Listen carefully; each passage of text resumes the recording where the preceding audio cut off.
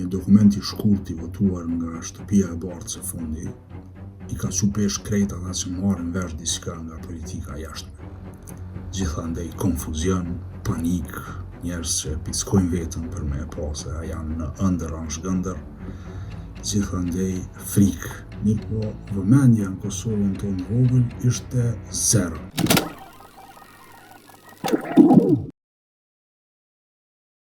Pra, kemi fjalën për strategjinë e sigurisë kombëtare të SBA-ve, që u botua para disa ditëve dhe që është bërë virale, sidomos javën e fundit. Është një dokument të cilin ish diplomati Rory Stewart e përshkroi si momentin kur Amerika e hiq maskën edhe thot, këshyre, unë jam edhe ma zi, edhe ma i keq se krejt përshkrimet që mi kanë bo armistët e mi për gjatë gjithë kohës. Prej kur e ka fillu mandatin e dytë, Trumpi, shumica njerëzve kanë qenë në një farë normalcy bias.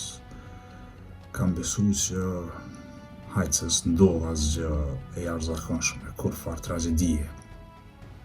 Mirë po ne po e shohim që prapa budallakive të Trumpit, përmes këtij dokumenti, pra po e shohim se ka strategji, që ai është budall, për budallakinë e vet dëshiron me e çu deri në fund. Pjesa më goditëse e kësaj strategjie është kur thot jo thjesht America first, por thot edhe Kosova first, Serbia first, Rumania first. Pra, të gjitha shtetet, sipas këtij dokumenti, duhet me mendu veç për vete, secili për vete.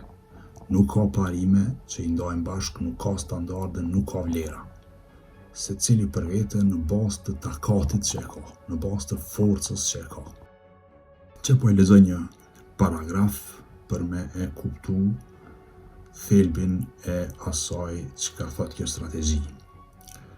Është e natyrshme dhe e drejtë që gjitha kombet me i pas prioritet interesat e veta dhe të ruajnë sovranitetin e vetë.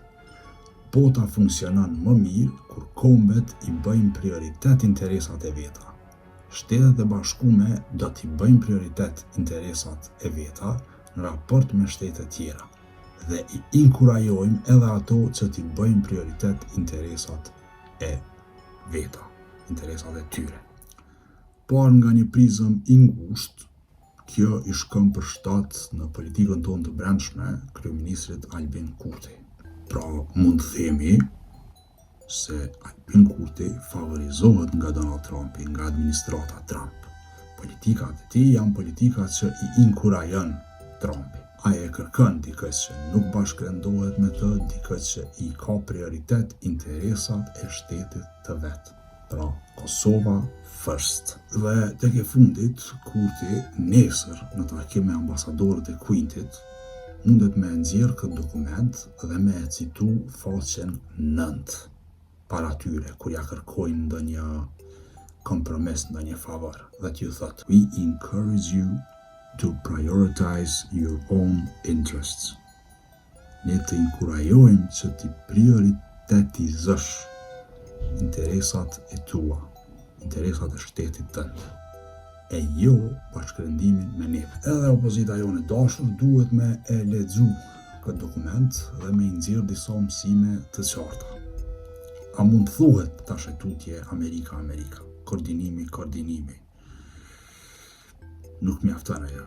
Jo që s'mjafton, por bile është e përqeshme prej zyrtarëve të administratës Trump. Mirë po, nëse shohim krejt këtë gjë nga një prizëm pak më i zerë, këto janë fjalë dërmuese për Kosovën, janë shkatëruese për Kosovën.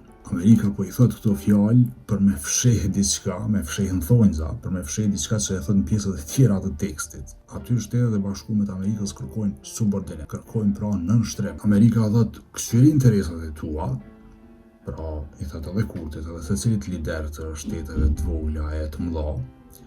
Mirë po, përpara i ke veç 2 zgjedhje, ose me neve, ose me Amerikën, ose me Rusinë e Kinën. Pra, ti i ke prioritet interesat e tua, por tash edhe ne i kemi tonat. Për më keq, kjo strategji i përkra në mënyrë të hapur partitë e ekstremit të djathtë kudo në Evropë.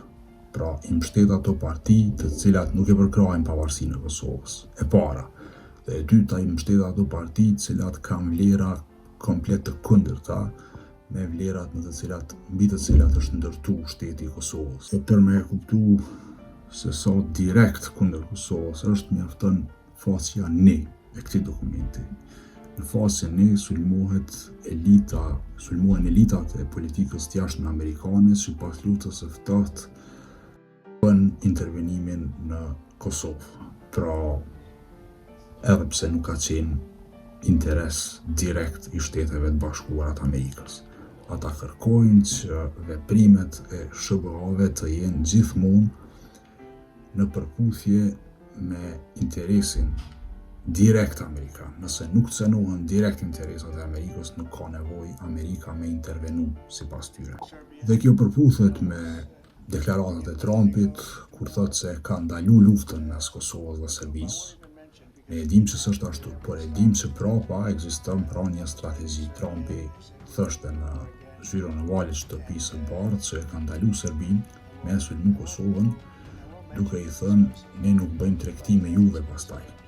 Pra, ja ku është interesi amerikan, se sa i vogël është interesi amerikan për me ndalu një luftë potenciale mes Kosovës dhe Serbisë. Çka mundet me ilustru më mirë se kaq, se sa anti-Kosovë është ky dokument dhe se sa i rrezikshëm për ne është ky dokument. Një gazetar tjetër britanik, Alastair Campbell, që ishte pjesë e ekipit të Tony Blairit edhe në kohën e luftës në Kosovë, e ka përshkruar si dokument sismik, dokumentin më sismik të administratës Trump, pra dokumentin që pritet me i pru ndryshimet më të mëdha në rendin botror, në politikën e jashtme. Ne po e shohim se kjo është e vërtetë. Ky dokument e relativizon kërcënimin rus. Nuk e ka asnjë fjali negative ndaj Rusisë. Dhe për neve, për kthyer në rrethanën tonë, kjo nuk kupton që edhe Serbia e ndikuar për Rusisë nuk është kurfar kërcënimi, nuk është kurfar problemi për këtë administratë amerikane. Ndërkohë, kërcënim direkt e bën Bashkimin Evropian. Lufta politike duhet bëhet ndaj BE-s, ndaj multikulturalizmit të saj, jo ndaj Rusisë. Derisa ne merremi me gjërat kota këtu në Kosovë, bota po ecë me hapa të shpejt drejt një ndryshimi tepër të madh, që një ditë veç kur ta shohim se ndodhi. Mos harroni ta bëni subscribe kanalin tjetër. Faleminderit juve që e keni bërë. Që mundeni bëjeni like ose komentoni, tregoni se çka mendoni ju për këtë punë.